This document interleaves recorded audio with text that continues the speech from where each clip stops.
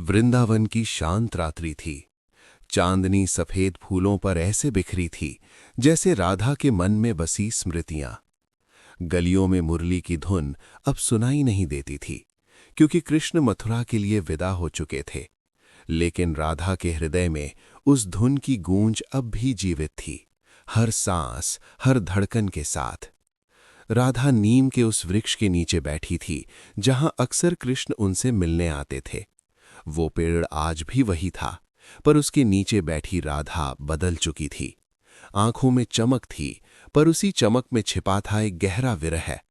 उनकी आंखें मथुरा की दिशा में टिकी थी, मानो वहां से कृष्ण का कोई संदेश हवा के पंखों पर उड़कर आ जाएगा। गोपियां उन्हें समझाने आईं, राधे, कृष्ण ने जाने से पहले आपको याद किया था।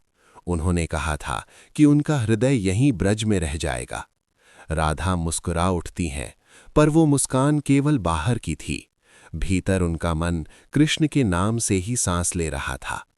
राधा जानती थी कि कृष्ण का कर्म उन्हें मथुरा ले गया है, पर उनका प्रेम ब्रज में ही बसा है।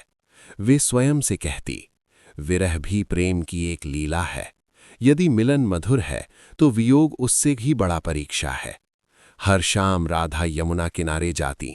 वे पानी की लहरों में अपना प्रतिबिंब नहीं, बल्कि कृष्ण की झलक तलाशती। उनके कानों में मुरली की स्वर लहरी गूंजती रहती, जैसे कृष्ण यहीं पास हों। ब्रज के पेड़, रास्ते, घाट सब राधा का दर्द समझते थे, पर राधा के लिए विरह कोई दुख नहीं था। ये तो प्रेम की चरम अवस्था थी, जहां मिलने की आशा भी एक पूजा बन जाती है। राधा प्रतीक्षा नहीं कर रही थी, वो तो कृष्ण को हर क्षण अनुभव कर रही थी, क्योंकि सच्चे प्रेम में दूरी केवल शरीर की होती है।